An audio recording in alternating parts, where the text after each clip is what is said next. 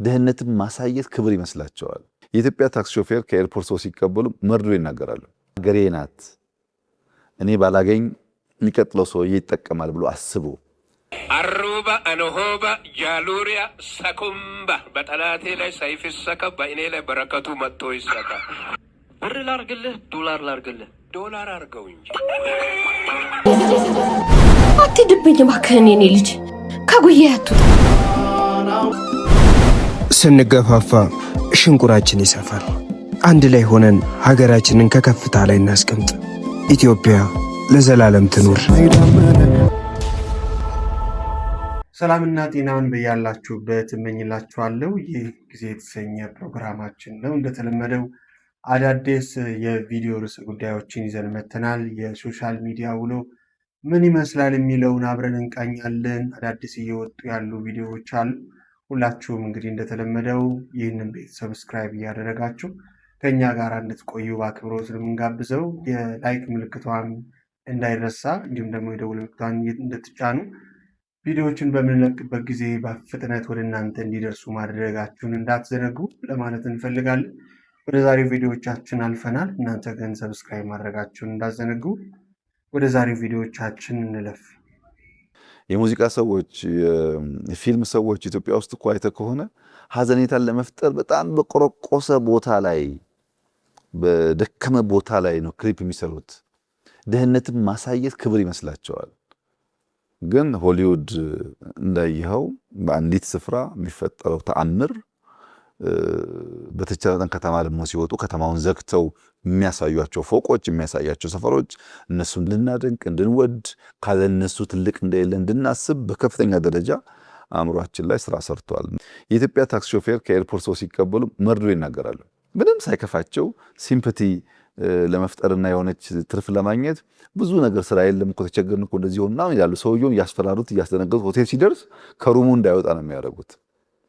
ቱሪዝም እንደዚህ አይሰራም። በተቻለ መጠን ስለ ሀገር መልካም ነገር በመናገር መልካም ነገር በማሳየት ሌላ ሀገር እኮ የምትሄድበት ሩት ራሱ መጥፎ ነገር እንዳታይ ሸፍኖ የሚወስዱ፣ እኛ ጋር ግን እንደዛ አይደለም። መንቃት አለብን። ሰው ሲመጣ ያለውን አፍስሶ ደስ ብሎት እንዲሄድ ደግሞ እንዲመጣ የኔም ስራ ነው ብሎ ሹፌሩ ሲያስብ፣ ሆቴል ሲገባ አንድ ቀን አንሶላ ውሃ ላለማስነካት ሰው ባደረበት አንሶላ ሰው ማሳደር የመጣው ሰውዬ ያስከፋዋል። ንጹህ መሆኑን ማረጋገጥ፣ ሳሙና መኖሩን፣ ፎጣ ንጹህ መሆኑን፣ ቤቱ መጸዳቱን፣ ሽታ የሌለው መሆኑን፣ ያልተከራየሩም ከሆነ ይሁነኝ ብሎ ቡና ቀልቶ ዕጣን ጭሶ ሽታው መቀየር ያስፈልጋል። የሆቴል ሰራተኞች ባለቤቶች ማሰብ አለባቸው። በዛች ቅጽበት በምትፈጠር ስህተት ኢትዮጵያ ላይ ያለ ምስልና አጠቃላይ ስራ ይበላሻል። የአየር መንገዱ፣ ኢሚግሬሽኑ፣ ብዙ ሰዎች ተደማምሮ የሚሰሩት ነው።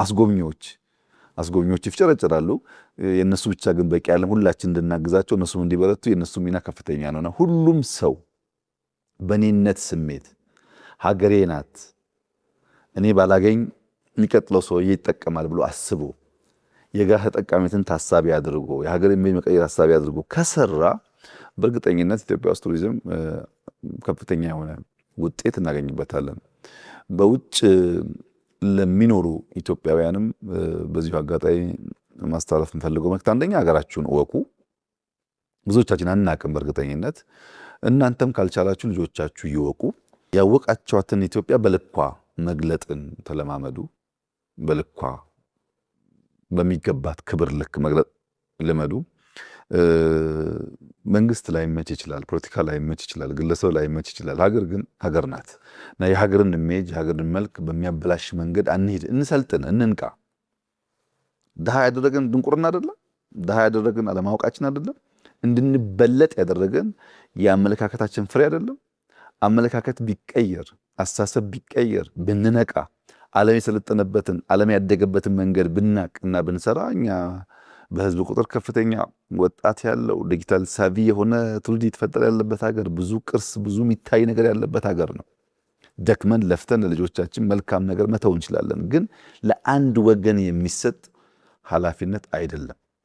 ሁላችን መረባረብ አለብን እና እኛም መልካሙን መግለጥ፣ መልካሙን ማሳየት፣ መልካሙን መዝራት ለልጆቻችን ጠቃሚ እንደሆነ አስበን በርብርብ ከሰራን የኢትዮጵያ ሁኔታ መለወጥ የሚችል ነው ተስፋ አለኝ እና ኢትዮጵያውያን እንንቃ፣ እንሰልጥን፣ እንማር። ባለፈ ባረጀ አስተሳሰብና መንፈስ አንጓዝ።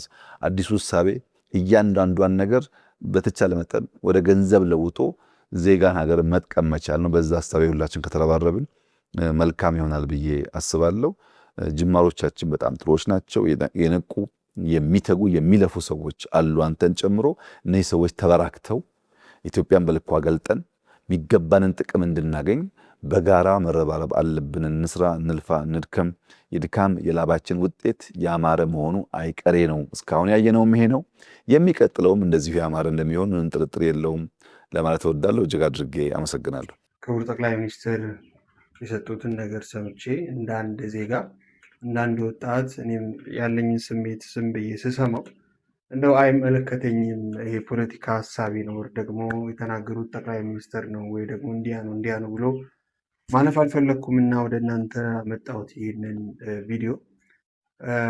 ጥያቄዎች አሉኝ፣ ምልከታዎች አሉኝ። የመጀመሪያው እንግዲህ ከኔ በላይ እውቀት ያላችሁን ሰዎች ብዙ ልትሉ ትችላላችሁ። ሁላችንም ማየት ያለብን ነገር ምንድን ነው? የጋራ አንድ ሀገር፣ የጋራ እድገት፣ የጋራ ብልጽግና፣ የጋራ ሰላም፣ የጋራ እድገት ማንም ሰው ይፈልጋል ብዬ ነው የማስበው እና ዞሮ ዞሮ ያለብን ህመም ምንድን ነው ብለን ብናየው ጥሩ አይደለም ወይ? አሁን ክቡር ጠቅላይ ሚኒስትር እንዳሉት አንድ ወጣት ከቦሌ እንግዶችን ሲቀበል እያማረረ ነው የሚቀበለው የሚል ነገር አንስተዋል እና እያማረረ ከሚቀበል ለምን የሀገሩ ነው እና ሀገር ደግሞ ለሌላ ሰው ገበናን አሳልፎ መስጠት ልክ አይደለም እና ለምን መልካሙን ነገር አይናገርም የሚል ነገር አለ። እኔ ጥያቄ ያለኝ ምንድን ነው ያ ወጣት ከእንቅልፉ ሲነሳ ከቤቱ ሲወጣ የተደላደለ ነገር አለ ወይ? ያ ሹፌር የሆነ መስሪያ ቤት ላይ ለሆነ ጉዳይ ሲሄድ የሚሰጠው መስተንግዶ ልክ ነው ወይ? ወጣቱ እንዲማረር ወጣቱ ሀገሩን እንዲጠላ የተደረገበት ሲስተም ከየት ነው ከተባለ ከወጣቱ ጀርባ ያሉ ጊዜ ሰጠን ብሎ የሚያስቡ በብሔር ድንቁርና እንዲሁም ደግሞ በተለያየ ስሜት ድንቁርና ውስጥ ሰርቪስ የሚሰጡ ሰዎች አይደሉም ወይ ነው። ይህንን ጥያቄ መጠየቅ እፈልጋለሁ። ምክንያቱም አይኖ እርስዎ ባሉበት መንገድ ወጣቱም የለመደው የድህነት ወይም ደግሞ የማማረር ዘይቤዎች አሉ፣ ድምፆች አሉ። እነኛ አብሮ የመጡ ነገሮች ናቸው። ለምሳሌ አሁን ከተማ እየጸዳ ነው፣ ጎሽ አሪፍ ነው። ነገር ግን ሰው ላይ ተሰርቷል ወይ? ወጣቱ ላይ ተሰርቷል ወይ? የስራ እድል እንዲሁም ደግሞ የሚኖርበት የሚሰራው ስራው ላይ ራሱ ወዶ እንዲሰራ ተደርጓል ወይ? በየቦታው የሚያማሩ ሰርቪሶች የሉም ወይ? ትራፊኮቻችን ወይም ደግሞ የቀበሌ ሰራተኞቻችን እንዴት ነው ህዝቡን ወጣቱን የሚያስተናግዱት የሚለው ነገር ላይ ተሰርቷል ወይ የሚል ጥያቄ ነው ያለኝ። ምክንያቱም የጋራ አንድ የበለጸገች ወይም ጉልበት ያላት ሀገር የምንፈልግ ከሆነ እርስዎ እንዳሉት ድንቁርና የሚባለው ነገር አለመማር አይደለም። ሁላችንም ሶፍትዌር፣ ጽዳት የመሳሰሉ እርስዎ አሁን ከተማን በሚገነቡበት ደረጃ ሁሉም ሰው በተፈጥሮ ራሱ ሲፈጠር ራሱ ንጽህናን የሚፈልግ ነው። ማንም ያልተማረ እንኳን ቢሆን የራሱን የሆነ የተሻለ ነገር ይፈልጋል። ቁርቁስ ካለች ቤት ጽድት ያለ በብሎኬት የተሰራ ቤት ይፈልጋል። ግን ሁኔታዎች ናቸው እዛ ስሜት ውስጥ እንዲቆይ አንድን ወጣት የሚያስገድደው። ሲቀጥል ደግሞ እውነት የብሔር ድንቁርና ከውስጣችን አልወጣም እና የብሔር ድንቁርና እያለ ብሎ አልፎም አሁን ደግሞ የሃይማኖት ድንቁርና እያለ እንዴት ነው ወጣት ሁልጊዜ በእርሶ ደረጃ ያለ አንድ መሪ መጥቶ ሁልጊዜ ወጣትን እንዲህ ነው ብሎ ተች ማድረጉ ልክ ነው ወይ የሚል ሀሳብ ነው ያለኝ። ይህንን ሀሳብ የምሰጠው እርሶን ለመተቸት ሳይሆን እንደ አንድ ወጣት የሚሰማኝን ስሜት መቼም የሶሻል ሚዲያ ዘመን ነው ለማጋራት ያልነው። ይሄ ነገር ሳይታያችሁ ቀርቶ አይደለም አውቃለሁኝ። ግን ደግሞ ሁላችንም የጋራ መስራት ያለብን ነገር እንድንሰራ ሰው ላይ ቢሰራልን፣ ወጣቶች ላይ ቢሰራልን፣ የስራ እድል ላይ በየመስሪያ ቤቱ ያለው ችግር ላይ ቢሰራልን፣ ሰው ላይ ቢሰራልን ብዬ ነው ምልከታዬን የማስቀምጠው። ማንም የጸዳ ቆንጆን ነገር ስለሚፈልግ ለምሳሌ ሆቴል አነሱ እና ሆቴል ላይ ያለች ሰራተኛ በስትክክል ደሞዝ ይከፈላታል ወይ? የሆቴሎቹ ግዴታዎች የሆቴሉ እኮ ባለቤት ሰራተኛን የሚበድልበት ሀገር ላይ ነው ያለነው። እያጸዳች ከኋላ ቆሻሻ የምትደፋ ሞራል የሚባል ነገር ያልተገነባበት ሁኔታ ውስጥ ነው ያለነው እና እያንዳንዱ ነገር በየሴክተሩ መፈተሽ ያለበት ነው የሚመስለኝ። ሌላው ተውኔት ላይ ስንመጣ አርቲስቶች ሁልጊዜም እንዲቁርቁስ ያለ ወይም ደግሞ ድህነትን ብቻ ነው ፕሮሞት ማድረግ የሚፈልጉ ሰዎች ሊኖሩ ይችላሉ። ግን ተቸግረምንም የምናደርግባቸው ሞመንቶች አሉ። አንደኛ እንደቀደም እንዳልኩት ያደግነው የመጣንበት ተጽዕኖ አለ፣ የድህነቱ ይሄ ሁኔታዎች አሉ። ሁለተኛ ነገር ሊመሰገኑ ሊደነቁ የሚገቡ ፖይንቶች ምንድን ናቸው? አርቲስቶች ወይም ደግሞ ተዋናይ ደራሲዎች እነኛን ሲስተሞች የሚጽፉት አንድ የድሃ ቤት ስክሪፕት የምንጽፈውና የድሃ ቤት ላይ ሄደን የምንቀርጸው እኮ ችግራችን ስለሆነ ድሮ እንደውም ይሻላል። ሀብታም ቤቱን ይለቃል፣ ቤቱ እንዲታይለት ለፊልም እንድትሰራበት ይለቃል። አሁን የሚለቅ የለም። ከዚህም ችግሮች አሉ እና በጋራ እኔ ሀሳቦትን በጣም ስለወደድኩት ነው እንደ አንድ ዜጋ በጣም ስለተመቸኝም ነው እና ግን ደግሞ እንደው ዋናውን ችግሮቻችን ያሉበትን ምንጭ ሄደን ብናደርግ ይሄ የብሔር ድንቁርናውንም የትምህርት ድንቁርና የለብንም። ብዙ ወጣቶች በየዓመቱ እየተመረቁ ነው ያሉት። የግንዛቤ ነገር አልጠፋም። እድሜ ለቴክኖሎጂ ብዙ እናንተም እየቀየራችሁ ያላችሁት ነገር አለና የእናንተን በነገራችን ላይ የምትሰሩትን የከተማ ልማት ሳላደንቅ ማለፍ አልፈልግም። ነገር ግን ደግሞ የሚሰማን ቅሬታዎች አሉ። ክፍለ ሀገር ላይ የሚሞቱ ቤተሰቦቻችን አሉ። ብዙ ነገሮች ኢትዮጵያ ውስጥ እንግዲህ አሉና አዲስ አበባ መሀል አዲስ አበባ ላይ ሰላም ይሰማናል። ግን ደግሞ ቤተሰቦቻችን እዛ ሲጎሳቆሉ ሲሞቱ የመሞት ፍትህ የማግኘት ጉዳይ አለ። በሃይማኖት ጥላቻዎች አሉ። እነኚህስ እንዴት ይታያሉ ለማለት ፈልጌ ነው።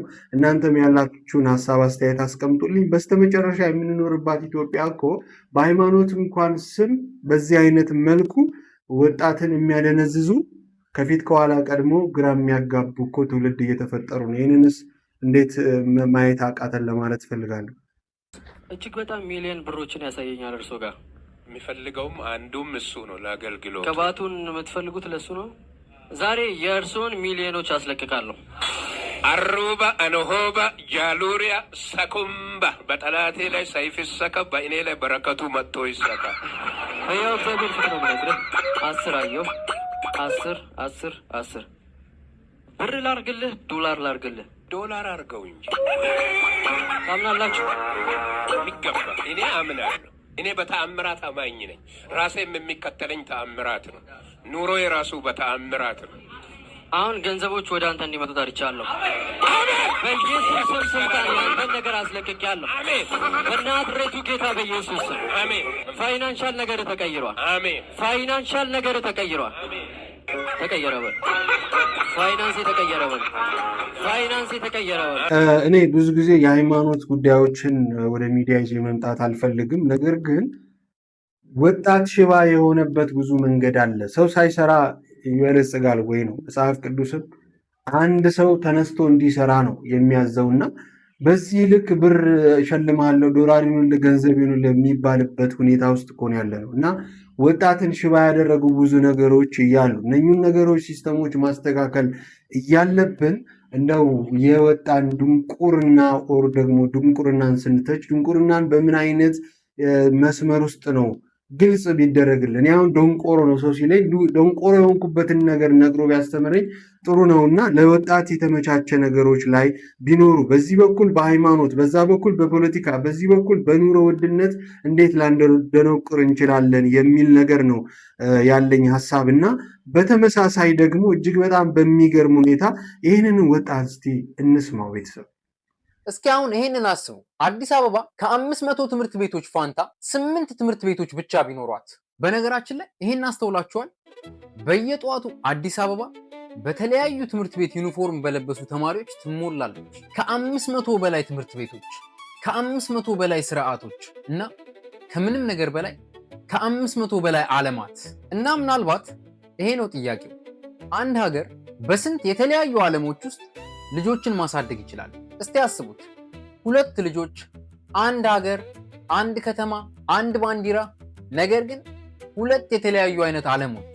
አንዱ በአንድ ትምህርት ቤት ይማራል፣ ሌላው በሌላ፣ አንዱ የሚጠቀምበት ላብራቶሪ አለው፣ አንዱ ግን ላብራቶሪን አይቶት እንኳን አያውቅም። አንዱ በየሳምንቱ ስፖርት ይሰራል፣ ሌላው የሚጫወትበት እንኳን ሜዳ የለውም። እና በጣም የሚያስገርመው ነገር ይሄ ነው። ሁለቱም የኢትዮጵያ ልጆች ናቸው፣ ነገር ግን ፈጽመው የተለያዩ ኢትዮጵያዎች ውስጥ እያደጉ ነው። ምናልባት ክፍፍሉ ዩኒቨርሲቲ ላይ አይጀምርም፣ ፖለቲካ ላይም አይጀምርም፣ ሶሻል ሚዲያ ላይም አይጀምርም። ምናልባት ክፍፍሉ በ6 ዓመት ዕድሜ ይጀምራል። እና ምናልባት ከዛም በላይ የሚያስገርመው ደግሞ ይሄ ነው። እኛ አንድ ሀገር እንገነባለን ብለን እናስባለን፣ ነገር ግን ልጆቻችንን 500 አይነት የተለያዩ ዓለምና የተለያዩ ትምህርት ቤቶች ውስጥ እናስተምራለን። አንድ ልጅ ከ6 ዓመቱ ጀምሮ ከአንድ አይነት ሰዎች ጋር ያድጋል፣ ሌላውም ከሌላ እና አንዱ ሌላውን ፈጽሞ አያውቀውም፣ ሌላውም እንዲሁ። ከዛ 20 ዓመት ያልፋል እና በጣም እንገረማለን። ለምን አንግባባም? ለምን አንተማመንም? ለምን አንተባበርም እንባባላለን። ምናልባት ምክንያቱ ከ20 ዓመት ጀምሮ አብረን አላደግንም። እና እዚህ ጋር ሌላ ከባዱ ጥያቄ ይመጣል። አንድ ሀገር አንድነትን ከመቼ ጀምሮ ነው የሚማረው? 16 ዓመት ሲሞላው? ዩኒቨርሲቲ ሲገባ? ስራ ሲጀምር ነው ወይስ ገና በ6 ዓመት ዕድሜው? ምናልባት የሀገር አንድነት ፓርላማ ውስጥ አይጀምርም፣ ምርጫ ላይም አይጀምርም፣ ሶሻል ሚዲያ ላይም አይጀምርም። ምናልባት የሀገር አንድነት ከትምህርት ቤት ይጀምራል። እስኪ አሁን ይሄንን አስቡ።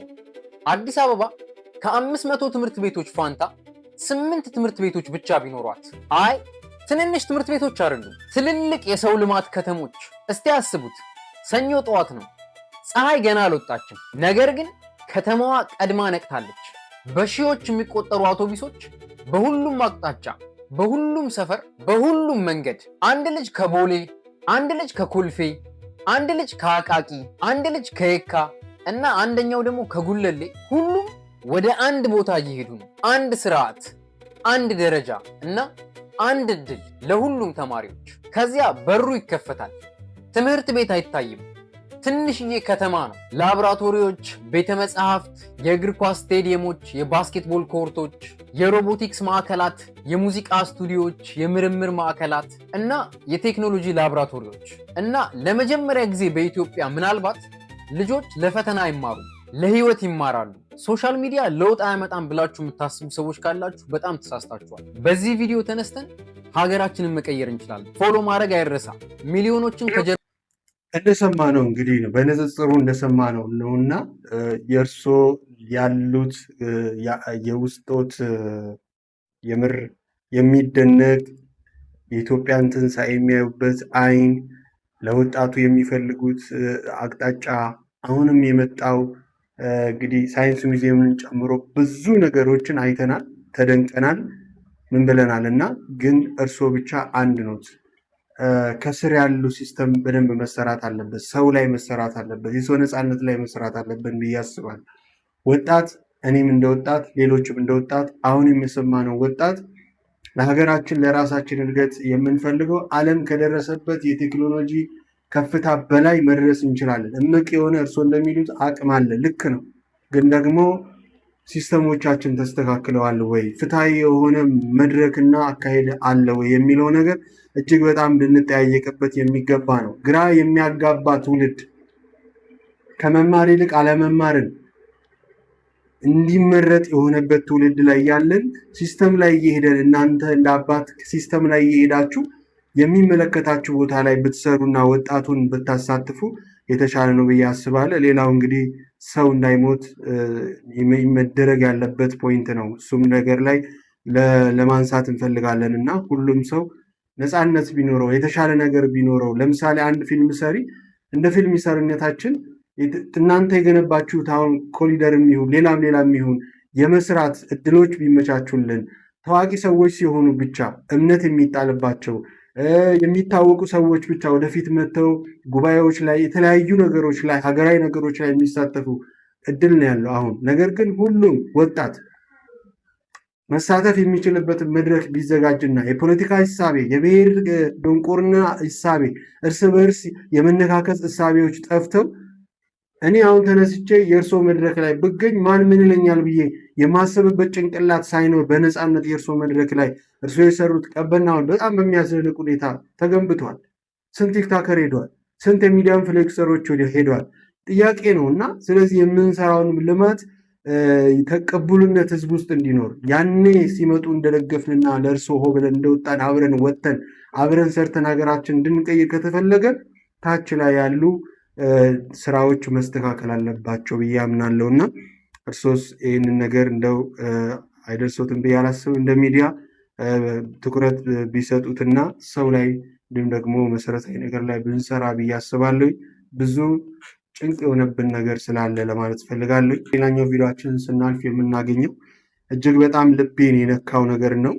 ይህንን ቪዲዮ ወደ እናንተ ይዤ የመጣሁበት ምክንያትና የወጣትን ጭንቀት የወጣትን ስሜት እንድትረዱ ያህል እውነታ የሆነ አንድ ቪዲዮ ወደ እናንተ አምጥቻለሁ። እመኑኝ በከፍተኛ ውጤት በማድረግ ነው የተመረኩት። ከቀበሌያችን አልፎ ሀገራችንን የማሳደግ እውቀትና አቅም አለ። እባካችሁ ቅጠሩኝ፣ እባካችሁ። የየትኛው ብሔር አባል? ብሔሬ ሰው ነው፣ ጎሳዬ ደግሞ አዳምና ሔዋን። ቅጠሩኝ።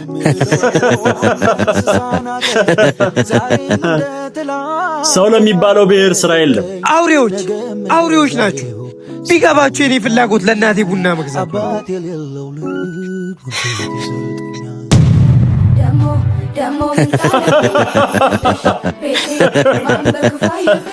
ልጆች ሻለኔ ያውን በዚህ ዘመን በርስት ይጣላሉ።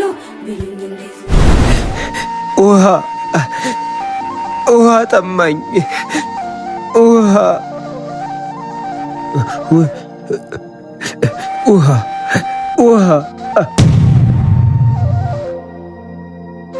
ውሃ ነው የፈለከዋ? ውሃ ነው የምፈልገው።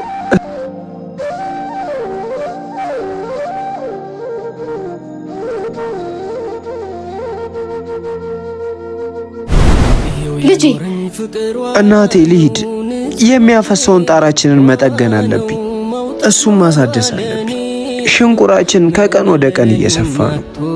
እዚህ መሆኔ ለአንቺ ችግር ከመሆኑ ውጪ ምንም ትርጉም የለውም። አትሂድብኝ እባክህን የኔ ልጅ፣ ከጉያ አትውጣ። ክረምት ደርሶ አይደል? ጣራችን እኮ መታደስ አለበት።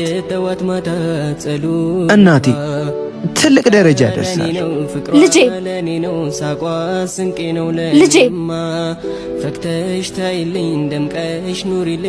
እናቴ መድኃኒትሽን በአግባቡ ሰጪ። እኔ ልጅሽ ደርሼልሻለሁ። በጣም ወድሻለሁ። በጣም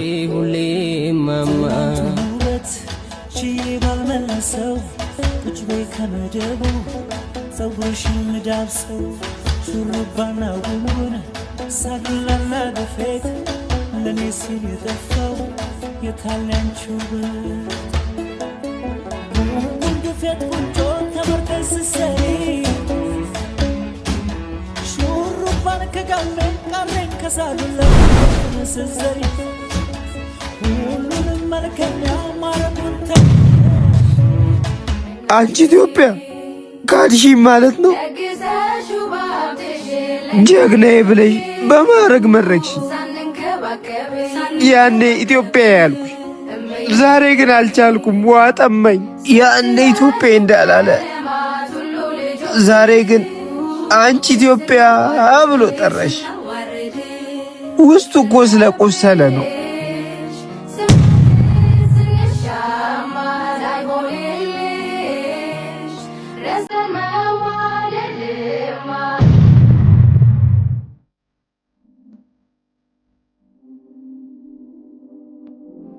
ኢትዮጵያ ጓደኞቼ እኮ መንገድ ላይ ሞቱ። አዎ ሁሉም ነበር።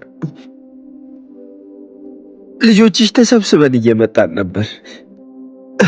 እኔ ብቻ ቀረው። ስሚኛ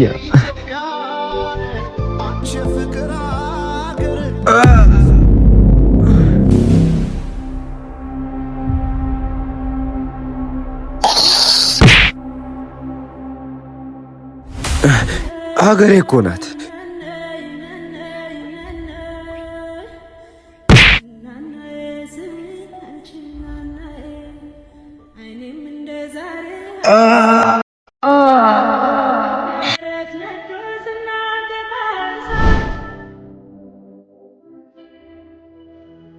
የኔ ጣፋጭ የኔ ወፍራም ድንቡሽቡሽ ሚስት ልትለየኝ አይደል?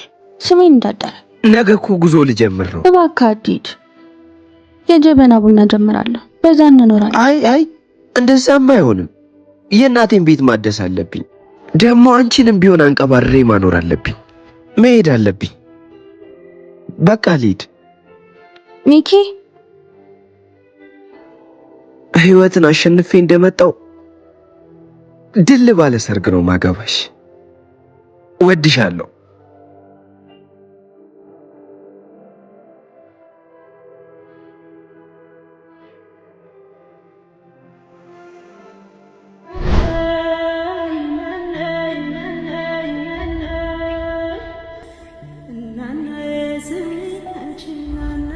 ተመለስ ትሞታለህ። እኛም የተገደልነው እዚህ ነው። ተመለስ ትሞታለህ። ተመለስ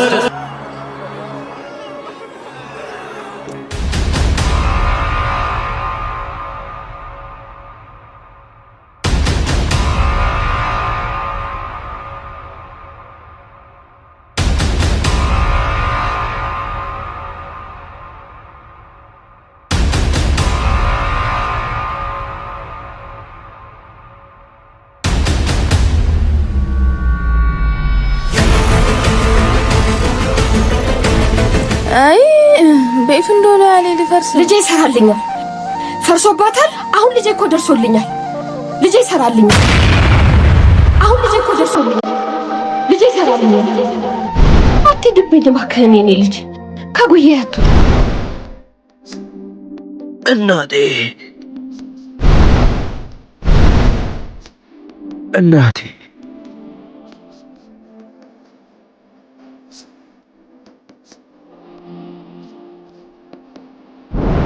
ህይወትን አሸንፌ እንደመጣው ድል ባለ ሰርግ ነው ማገባሽ። በጣም ወድሻለሁ። በጣም ስንገፋፋ ሽንቁራችን ይሰፋል። አንድ ላይ ሆነን ሀገራችንን ከከፍታ ላይ እናስቀምጥ። ኢትዮጵያ ለዘላለም ትኑር።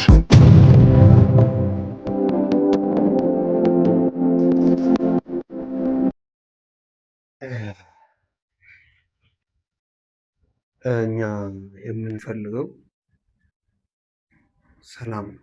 እኛ የምንፈልገው ሰርተን ቤተሰቦቻችንን ማገዝ ነው።